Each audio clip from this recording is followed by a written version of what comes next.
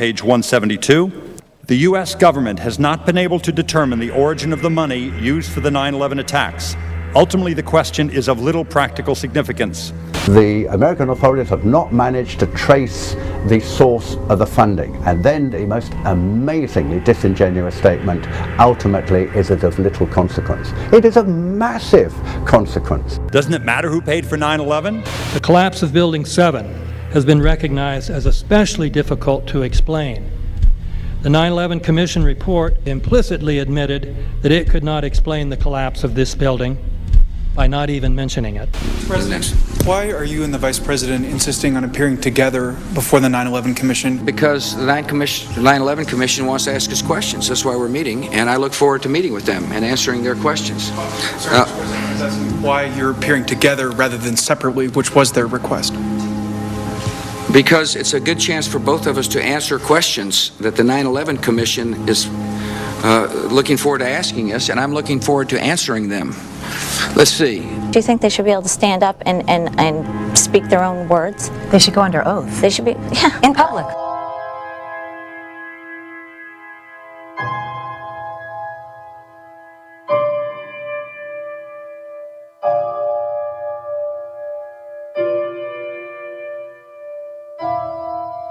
Don't you think that the families deserve to have a transcript or to be able to see what you Adam, said? you asked me that question yesterday. For an I got answer the today. same answer, yeah. The final report was a unanimous report. That means that if there was a single commissioner who had any objection about anything, that fact would be dropped from the report. We have found out that he not only served on the transition team of the Bush administration, that he was a person who wrote a draft memo for the setup of the Bush administration's National Security Council, that he was an individual who wrote the preemptive war strategy that was eventually used for the war in Iraq, that he is a close friend of Condoleezza Rice's. We want him to resign. There is literally nothing in the 9/11 report that the Bush administration did not approve of. We can understand, therefore, why the Commission, under Zelikow's leadership, would have ignored all the evidence that would point to the truth, that 9/11 was a false flag operation intended to authorize the doctrines and funds needed for a new level of imperial mobilization.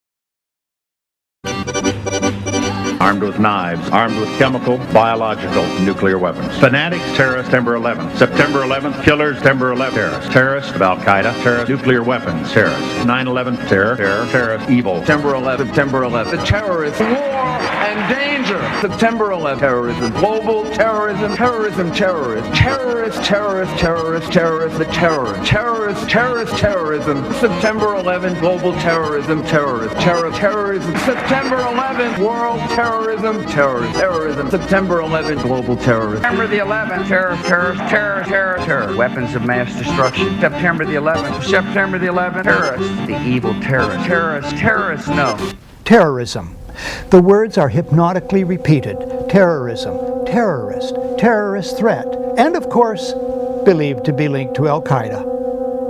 But it's the so-called war on terrorism that's in our faces practically 24/7 as the inescapable focus of our existence. One day, our grandchildren will look back on this time and ask, how was the war on terror won?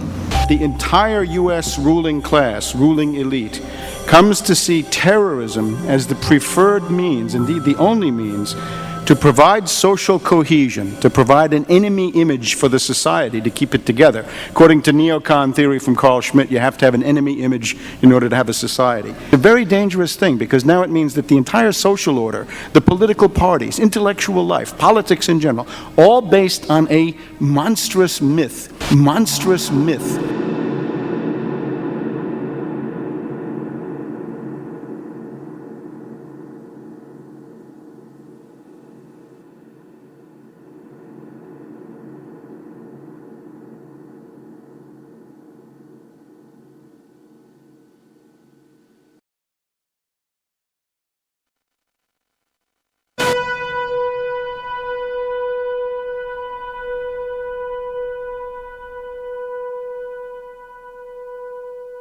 Look, the CIA has done in this country, what they've done to us is unbelievable.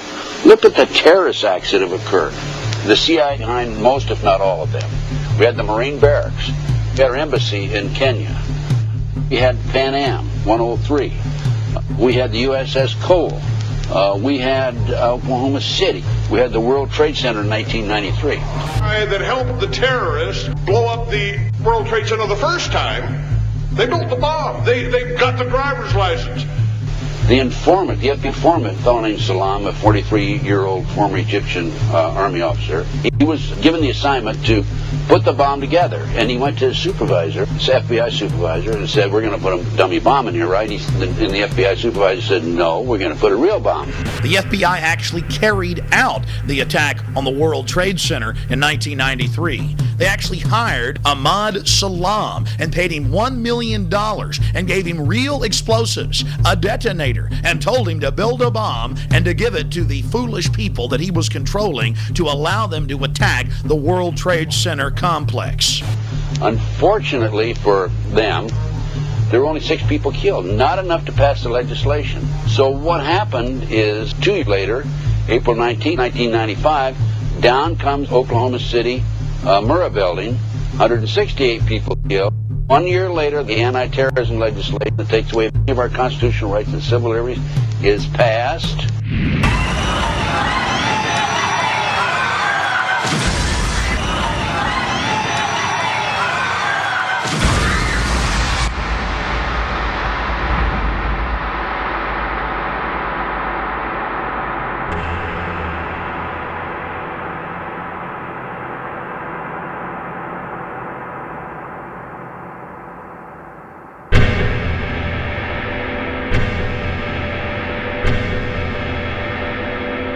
Because at 9:30 this morning, we were actually running an exercise for over a company of 1,000 people in London, based on simultaneous bombs going off precisely at the railway stations that happened this morning. So I still have the hairs on the back of my neck standing upright. To get this quite straight, you were running an exercise to see how you would cope with this, and it happened while you were running the exercise? Precisely.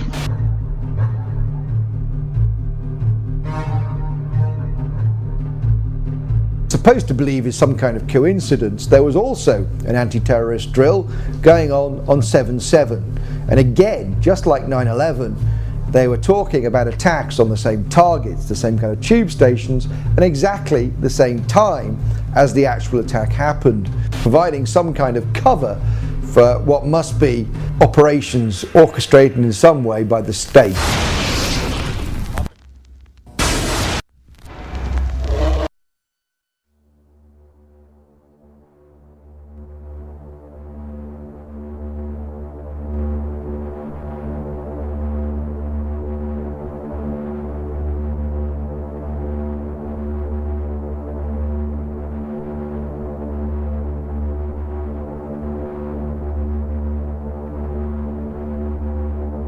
I am absolutely appalled at how much people in this country do not think.